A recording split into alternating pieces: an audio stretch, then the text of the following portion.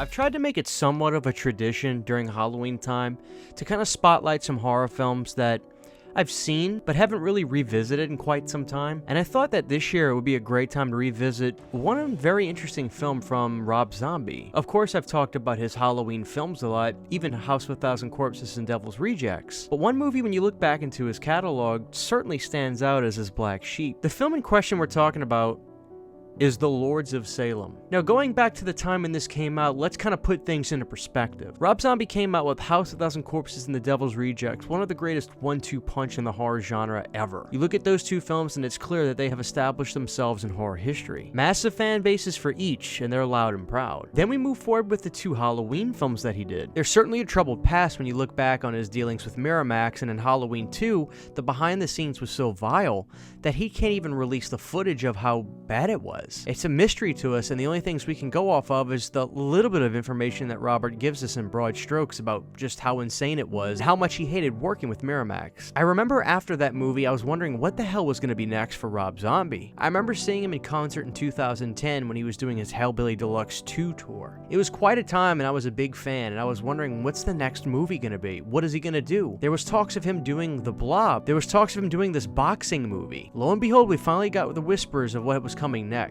A film called The Lords of Salem.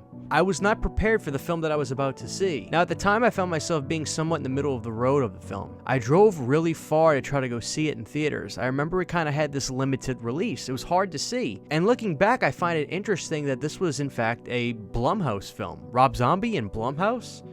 I didn't realize it at the time, but looking back, what an odd choice for a Rob Zombie-housed film. Blumhouse, Rob Zombie, they just don't sound like they go together. But then again, this is the Blumhouse pre-everything else I knew before, so take that for what you will. Lords of Salem is that one movie I don't hear talked about usually in the Rob Zombie conversation. It's not hard to understand why when you talk about films like House of a Thousand Corpses or Halloween. Now, revisiting Lords of Salem was quite an interesting journey for me. So the Lords of Salem is about as different in almost every aspect from most of Rob Zombie's works. It stars Sherry Moon Zombie. She's a DJ named Heidi. Everything's hunky-dory in her life, and all of a sudden this record shows up for her at the radio station she works at. It's called A Gift from the Lords. Now, Rob Zombie doing a movie about the Salem witch trials, in a sense, is something that I remember reading about and being fascinated by. Something about the Salem witch trials always creeps me out. Are witches real? How the hell do I know? But I know that it was something that was always fascinating to me. I remember in school watching movies about the Salem witch trials and reading books about it. Whether it was true or not, the legacy and lore of what the Salem witch trials was is truly scary. Whether you think that maybe there were witches back then, that's one thing. Or if you look at the other side of the coin and people were slain for being totally innocent, but the idea that they were witches is just as scary. Nothing makes you feel safe about the situation, especially if you were a woman back then. So I found this to be great subject matter for Rob to tackle. The question would be, how would he tackle it? Couldn't imagine a film like this, though, with the typical Rob Zombie carny dialogue he would usually have. Well, lo and behold, it has none of that. I want to take a moment right here to talk about Rob and defend him for just a second in this sense. While this movie is called The Black Sheep, and it's definitely a film that feels totally different from anything else he had, in hindsight, looking back at The Lords of Salem, I would argue that this film actually really represents more of who Rob is as a person as opposed to his previous works in the past. Rob grew up around the carnival business with his family. He's openly talked about this. So the people he was around his whole childhood, they probably sounded and looked a lot like the people in his earlier films. But look at Rob Zombie himself. Rob is a very relaxed, chilled out kind of personality type. In his interviews, he talks at a real low voice. He doesn't swear a whole lot.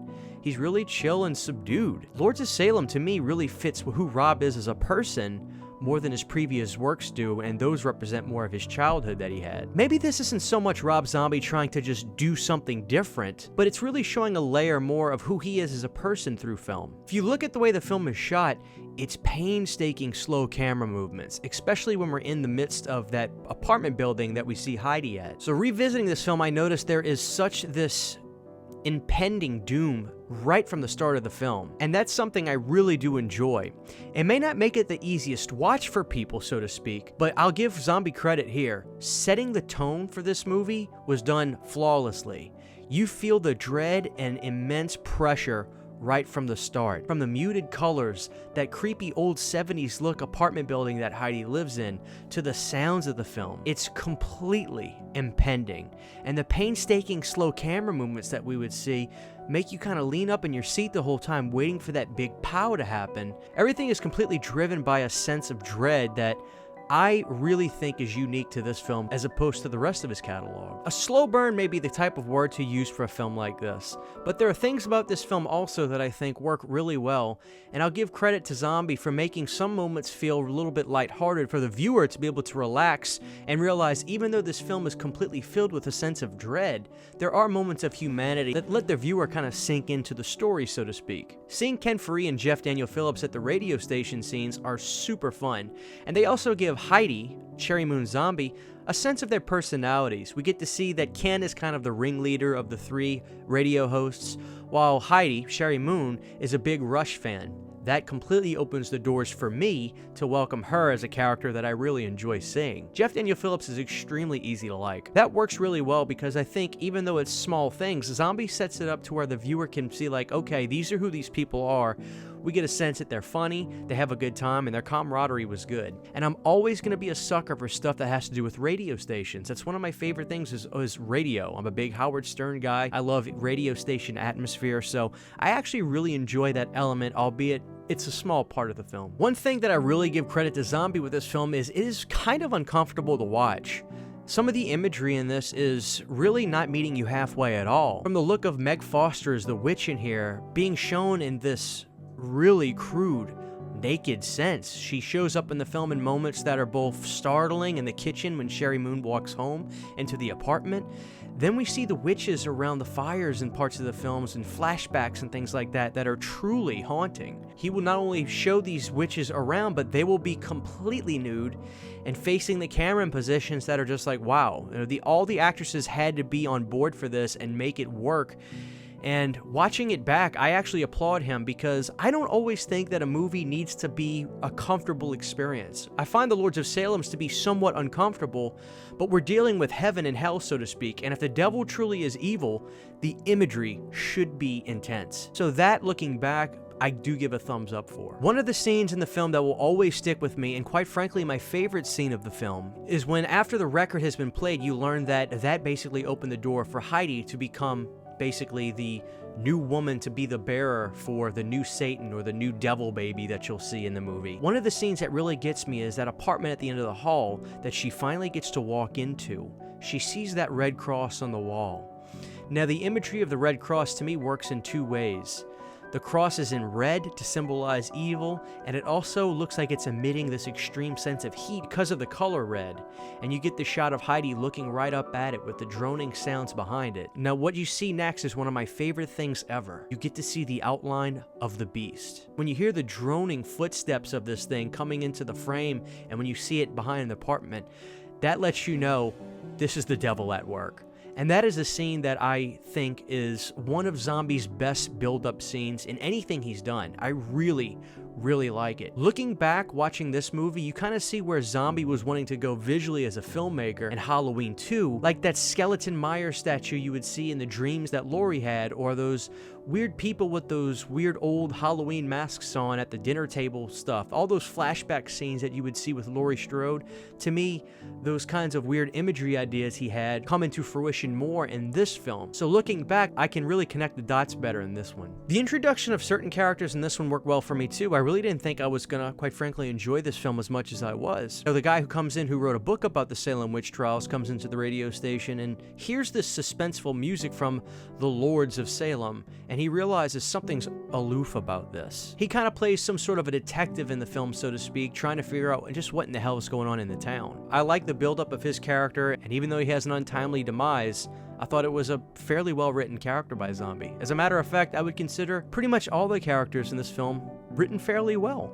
And it's interesting looking at this movie and almost not wondering why the people that are maybe not so much big on his Halloween films because of the approach he had aren't a little bit louder about their appreciation for this film, because to me, this kind of puts a silence to the Rob Zombie can't write good dialogue. I would say that this film was actually a pretty good argument for Zombie being able to not only write good dialogue, but write good characters as well, and always being pretty good at casting his films. I would say that this film was casted in a way that, looking back, I really wouldn't change anybody. And he was also realistic that he can't just have all of his friends being every movie. Maybe having Sid Haig in the role as the author of the Salem Witch Trials book wouldn't have really fit. I think looking back at Lords of Salem, there's a lot more that meets the eye. I do want to give a shot of praise to Sherry Moon. When I watched this film, I was kind of taken aback as well at how much I thought she just did a good job. When you see Rob and Sherry in interviews, like I said, they're pretty laid-back, chill people. And the characters that she played in this one just seemed like it was more going through the motions, being herself, that will always, in my opinion, work well. Whenever you see a character kind of bring themselves to the role, maybe like Jamie Lee Curtis in H2O, the believability factor for that always is elevated for me. So, is this Sherry Moon's best role? I want to stress one more time just how intense some of the visuals are in this film. There's a scene where Heidi goes to the church and a priest comes up to her, and this scene is truly uncomfortable. Is it too uncomfortable? Well, that's up for you to decide.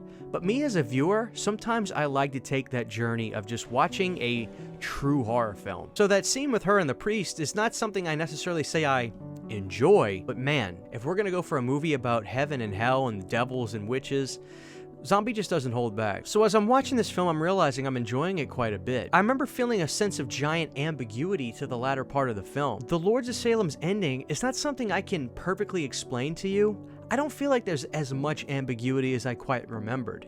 It's clear to me in a sense what happening is Heidi is the chosen one. These three witches in the house that picked her have now brought her to the light, so to speak. They have offered her up to become, the mother of this new evil. There's this intense birthing scene at the end where this demon baby thing comes out, which has all these roots coming out of it, and it's clear like that's the new body for the evil in a sense. And there's this really disturbing, almost inside-out demon baby thing that you see in the altar of this beautiful church at the end of the film that, even though I'm always going to have a little bit of questions about what I'm seeing, the visuals in this film are just beautiful and haunting at the same time. So after watching The Lords of Salem again, I gotta say, I think that this is actually a damn good horror film. Is it the black sheep from Rob Zombie? I guess in a sense you could say that, but in another sense, I feel like this film more represents who he is as a person as opposed to some of his previous works. When I watch this film now, I see Rob Zombie the person in here. From the camera movements, to the dialogue, to the more chilled out personalities throughout the film. There's some people that have said that maybe you could look at The Lords of Salem as an A24 type of movie. Do I agree with that? Well, let's put it this way. If any film from his catalog would be an A24 film, Lords of Salem would probably be it. But that's not to say that I think that The Lords of Salem is for everybody. It's not a film that I would watch often, but once a year would probably make it a really, really great viewing experience, especially during, right now, this time of year. With great performances in this film and probably Sherry's best outing, I think that The Lords of Salem is going to find its audience in the years to come still. And once people kind of look at it as maybe not a black sheep, but maybe another layer to Rob Zombie of who he is as a filmmaker and as a person, can let you understand a little bit more of why he made this film. But I really enjoyed this film, and honestly, I think I'd give it a solid 4 stars. I'm going to be really interested in hearing what you guys think about this movie, because like I said, when it comes to the zombie catalog, there's just so much that outshines it. From the classics like House and Devils to his Halloween films, The Lords of Salem is a film that, when you watch throughout his catalog and get to this film, there's one thing for sure, you won't forget it, and you won't see anything else in his catalog like it. Will he ever do a film like this again?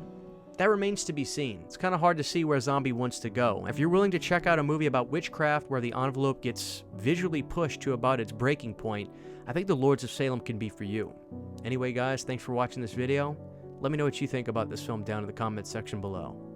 Happy Halloween. Huge giant thank you to all of my Patreon supporters. Without you guys, this would not be possible. To get behind the scenes photos, videos, music, private live streams, and much more, you can subscribe to my Patreon for as little as $1 a month. Thank you to my patrons.